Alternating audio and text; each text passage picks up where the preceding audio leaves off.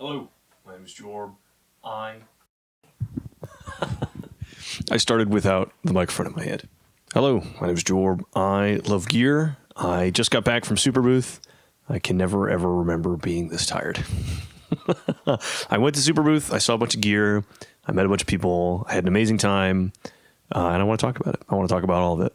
I will be looking at my outline quite a lot. I wrote it on one of my flights. I'm really not feeling sharp enough to do this at all, but to do it off the cuff, especially. So if you see me looking over there, there you go. I'm referencing my script. I was really convinced to go by your friend of mine, the ever helpful Bo Beats. I cruised flight prices pretty hard. I use Skip Lagged. I don't know if you guys ever use that, but it's great. But I found a cheap enough round trip, even though it had really whack layovers and really whack connections. I was only able to do this in part because I have supporters on Patreon, so thank you, you patrons. That bit of money really does help me get over the edge of not being able to spend any money on things I want. And some of the money I made on patch packs went to this, but mostly I sold a guitar. If you guys remember 2012, they did the Pawn Shop series. They did the Shell Pink Offset Special, which is great, very, very desirable. I bought one with the intention of flipping it a few years ago, and now is the time. So between patch packs, a single guitar flip, and generosity of my patrons, I've managed to do this without having to dig in my savings, which is amazing. I'm very, very grateful. I don't really care to like vlog style talk about the travel at all, but just the only two things I really want to say, London Heathrow is the worst airport I've ever been in my life. And the last day of Superbooth, we did everything we were going to do that day. Got back to the hotel and hung out, had some beers very late with Synthad. Synthad, thank you for staying up with me till 3 a.m. But drank beers till about 3 a.m. And then that's when my return trip started. So the last day of Superbooth, directly into my travel, which took like 30 hours. I had one like really bad 7-hour layover, a couple delays, but I made it back home, slept, and woke up, and here I am doing this. So it's as fresh as it could be, but it's still not very fresh. Okay. So again, if I miss anything, or if I met you and I don't mention it, I'm really sorry. Or if there's something you wanted to see that I didn't cover, chances are I saw it. I'm just not remembering it right now. And I didn't remember it when I wrote this on my 9-hour flight. So I'm sorry if I miss anything or I feel a little disconnected because I'm totally just out of it. No more about that. Let's talk about Superbooth. One of the first things that really struck me, it's kind of inside a convention center, which wasn't really a convention center, but a lot of the booths are like outside in tents. There's this whole section called Bungalow Dorf. There's little bungalows. There's food and beer for sale. There's performance stages scattered around. One's like right in the middle on an artificial pond. And when you walk in like through a forest, past this little restaurant with like park benches. All that to say, it had more in common with like a music festival than a trade show. Walking up and walking into it felt more like Bonnaroo than it did when I went to NAMM. And that was amazing. And that translates to the people who are rolling around as well. It's not just people there trying to network, which that's not a dig. I like to do that.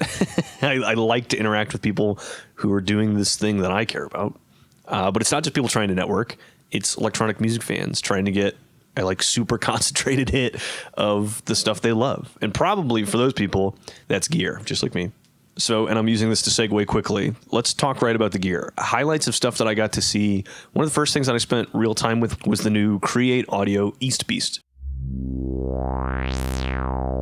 A compact, complete, semi-modular synth voice, or mono synth. It has a sort of sequencer that's sort of an arpeggiator. The oscillator had a deceptive amount of options, so did the filter, and man, did the filter sound good. I talked to Richard from Pittsburgh Modular, who did design work for the East Beast, and he mentioned it was filter design from early Pittsburgh stuff. He used the term buttery, and sometimes I'm like, I don't know about these adjectives, but it does. It feels smooth. It feels buttery. It feels creamy. But I really, really liked the East Beast. I think I'm gonna try and reach out to them and get my hands on one of those. Really, really enjoyed it. Okay, moving on. And in a similar vein, I had some time at the Dreadbox booth. They're doing DIY kits of something new, the Dysmetria, which is like a step sequenced groove synthesizer. So 2 oscillators and noise, and their parameters change per step. The Hades, which is a bass synthesizer that I don't think has existed as a DIY kit before, which is cool. And the Erebus, which there have been a few versions of, and I always really liked and I always really wanted. So the DIY kit is exciting. I will be getting my hands on one of those. So keep your eyes out for that. Not related to these at all. I tried the OP1 Field. It got its own video, and even though the audio in that video is bad and the lapel sounds horrible, I wanted to get it out that same day and sort of catch the zeitgeist. But there's a whole video on that, so check that out if you want. I tried the Polyend Play. I didn't love it. I think that's a combination of I wasn't totally familiar with it, and I know really specifically the way I like to work. For one, my samples aren't organized at all, and to do it would be a big pain in the ass. That means I'd have to do a lot of setup and organizing to take advantage of what I think is the Play's biggest feature, which is the sort of generative genre-based fill stuff. I think that on the Play was super, super dope, and if you're into that, you should definitely check it out. And yeah, I would need to know more about how it handles polyphonic MIDI tracks to make any judgments for my own use of it. There you go. Initial impressions are maybe just not for me. Polyend, if you want to prove me wrong. Jorb at jorblovesgear.com. Send me an email, see if I can convince myself. Okay, moving on. I tried a few like mega nice professional pieces of gear that I won't ever buy for myself.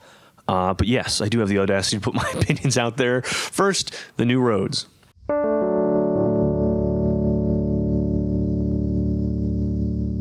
It feels amazing. Sounds exactly as I should. It was crisp and clear. The action felt more like the Mark 1s I've played than my Mark 2, with enough flexibility from the drive and EQ to take it somewhere else, to give it that modern flexibility, and I think that is a great choice. None of the models there had the effects panels, which is a shame. I really wanted to try and guess what the phaser was based on, or at least how many stages it was. But yeah, of course the Rhodes felt amazing. It should feel amazing. But all that said and done, I have no idea why anyone would get this over a vintage one that's been refurbished, if regionally appropriate. The fine folks at Chicago Electric Piano, or I think Vintage Vibe is on the East Coast, or Vintage Vibe makes modern production Tyne pianos. They make the Vintage Vibe piano, and those are the only actual competition for this, right? You're getting a vintage one broken and then having it fixed. You're getting a vintage one that's already done up, or you're getting the Vintage Vibe Tyne piano. If you want a real electromechanical Rhodes type piano. And to me, and maybe it's just because I'm not the actual market, it doesn't seem like this offers enough above any of the other options to make it a good one. I guess if you just want to say, you know what I mean, the material is higher quality, or the keybed's from a Steinway factory, or you get to pick, you know, the clear acrylic and that's the part you cared about. But in my humble, non-high caliber opinion, I don't see why anybody would buy this over some of the other stuff you can get. Great. Big time synthman news, the Oberheim OB-X8.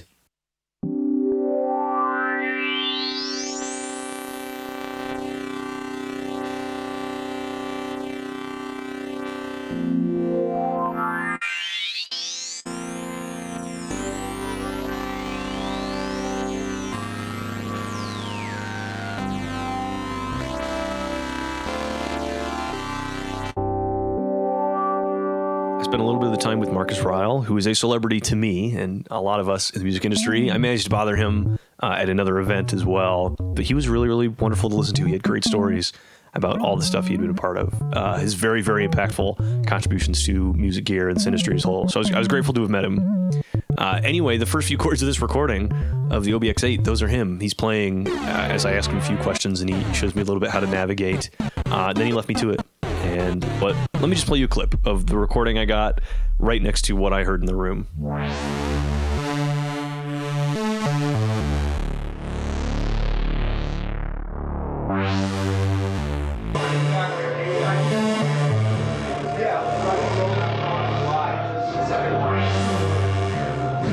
So I really would have liked to be more methodical about my programming, or keeping track of the filter modes I was clicking on, so I could just say, you're hearing the OB-X filter, you're hearing the OB-X8 filter, but I couldn't do it. I couldn't focus at all.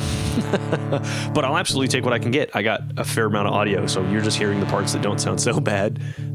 Yes, I came back the next day. Yes, I came back later just to keep trying it and keep playing it some more, because I don't think I'll really ever have another chance to. Anyways, yes, this is far out of the Jorb Gear synth budget. Anyway, I still have things to say. And I think in a lot of ways, this is the perfect way to do a modern version of a vintage synth.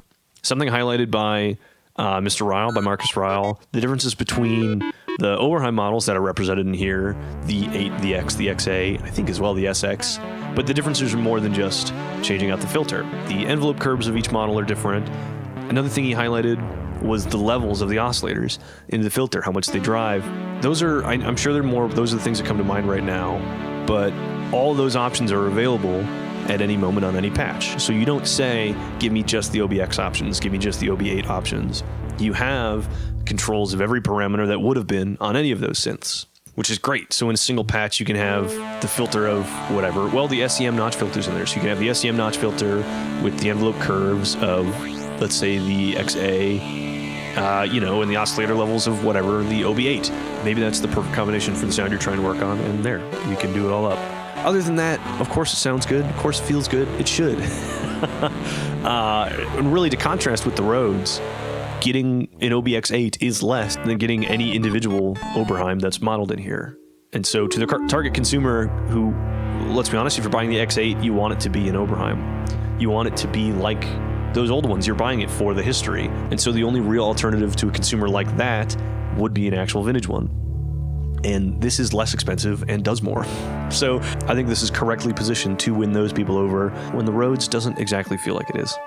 Anyway, I love that the OB-X8 exists. I love that the way the current synth market is, that's a good idea. To make a product like this, to make a vintage-inspired, so thoroughly vintage-inspired synth is the right move, is awesome, very, very exciting. Again, won't be able to buy one. I would love a synth that is around the price of the Take 5, but for the Oberheim sound instead of the Prophet sound, if that's in the cards for the sequential / Oberheim. But even if that doesn't happen, I'm very, very glad the OB-X8 exists. And for my short time with it, feels amazing, looks amazing, sounds amazing, very well done. I'm thinking hard. There was a lot of URAC stuff. I don't talk much about URAC on the channel, but I enjoyed, I had some time at the Soundforce booth with the micro versions of the Juno DCO and the Juno filter. I thought those sounded great. I'm very curious about those for making a 4-voice synth with, the Create Audio NiftyKeyz, which I was in Bo's video for that if you want to check it out. But I'm curious about those again. It was nice to have some hands-on time with it. So that was everything I put in my outline as far as gear that I saw, and nothing else is really coming to mind. Even though I was there every day for a lot of the day, there's things that I missed, and I would spend so much time talking to people that you just would forget that there was cool gear to see. Because let's talk about this last part of it. And I wrote nothing in the outline for this. The best part of this was meeting people. Meeting Bo and Synth Dad, who helped me figure out the trains, reminded me to get lunch, had beer with me at the end of the day. They were both so helpful. So Bo and Synth Dad, thank you for helping me get through this. I've never left the country before. And to have people there who understand where we're at, where we need to go, what we're going to be doing, that helped a ton. So I really, really do appreciate that. Liam, if you know Liam Killen, we spent a lot of time walking around the booths together. He was great. It's nice to meet him in person. Bo organized a sort of off-the-cuff synth YouTuber meetup. And I got to meet Marlar Melodies after chatting a bit online. I shook hands with DivKid. I wish we talked more. Nick Bat and the Sonic Snake guys, they were in the same hotel as us. It was great talking to them. They're an institution. To meet them and on some level feel casual about it was amazing. Ehor, I spent some time with Ehor. Great to meet Ehor. Ura, we shared a schnitzel. I met so many people. I'm sure I'm forgetting people, but it was amazing. Just to be in person with all these people I've chatted with a little bit. It's just unbelievable. And to be able to connect so thoroughly because we've been through a lot of the same things. And the synth YouTube thing is very specific. We're in a niche. Doing YouTube, is not something that everybody does, let alone we're not a very big niche within that. To be able to talk to people about things you've experienced, what worked for you, what didn't work for you, talk about what you do for thumbnails, how you work with companies, having people to talk to about that was unbelievably helpful. And beyond that, meeting fans and meeting some of the companies I'd worked with, that was amazing. It was amazing. This was the highest density of people who understand what it's like to be doing this and to be in this industry at all, not just specifically YouTube. It honestly felt impossible. How many people there understood? This is most of my time and most of my energy every week goes to gear and YouTube, and to be surrounded by other people where that's the case, very specifically with the synth YouTubers, is amazing. Stepping back a little bit further, everybody there, whether you're there for a company, there just see stuff, you still understand. You understand it, or you're passionate enough about it to understand why I would be spending so much time on this stuff. That was honestly, sincerely wonderful to know that people around me there get it. I said something very similar in the knob conversation video, which never did very well. But the feeling of being around people who get it, who love what I love, is a very, very special feeling. So if I met you and I didn't bring it up specifically, I apologize. But to meet all these people, all of you, was just wonderful because they really, really do get it. Okay, there you go. I'm seeing on my camera the battery's going to die, which is great. This was the last battery I charged when I was still in Berlin. Superbooth was amazing. If I missed anything you want me to talk about it, email the company. Tell them to send me one. Great. I'm going to edit this. I'm going to get a couple more days of rest, and then I'm right back to 2 videos a week. Thanks for experiencing part of this with me.